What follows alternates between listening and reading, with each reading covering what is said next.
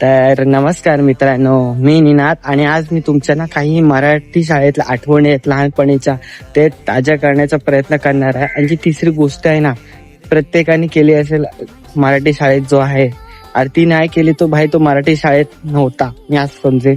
पहिली गोष्ट म्हणजे भाई, अर्धे लोक प्रार्थनेला उभे असायचे सकाळी 7 वाजता आणि अर्धे लोक बाहेर मार खायचे. त्या मार खाणाऱ्यांमध्ये मी पण असायचो, कधी कधी लेट जायचो. मी तर जवळ राहून पण लेट जायचो.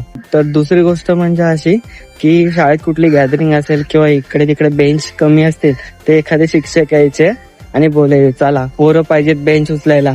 तर सर्वात पहिला मी बाहेर असायचो वर्गाच्या आणि मी तर शॉप करण्यासाठी एकटा एक एक बेंच उचलायचो. आणि तिसरी गोष्ट अशी की शाळेत येणारा भाई खिचडी भात, तो भात खाल्ला ना की असं वाटायचं मी स्वर्गातच गेलो.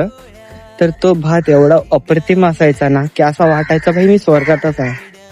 ओके. आणि तो भात प्रत्येकाने खाल्ला असं मी तर ताटली घेऊन जायचो. तर ताटली नसेल कधी विसरलो तर वहीचा कागद फाडून खायचो. आणि अशाच जर तुम्हाला आणखी मराठी शाळेतल्या आठवणी ताज्या करायच्या असेल तर क्रांती ज्योत विद्यालय हा मराठी चित्रपट आता रिलीज झालाय. तर तो नक्की तुम्ही पहा जवळच्या चित्रपट गृहात जाऊन, की खूप सुंदर असा पिक्चर बनवला गेलाय मराठी शाळांबद्दल. मराठी शाळा बंद का आजकाल पडतायत त्याच्यावर, मराठी शाळांची गरज. ठीक आहे, तर नक्की व्हिजिट करा जवळच्या चित्रपटगृहात जाऊन आणि सपोर्ट करा.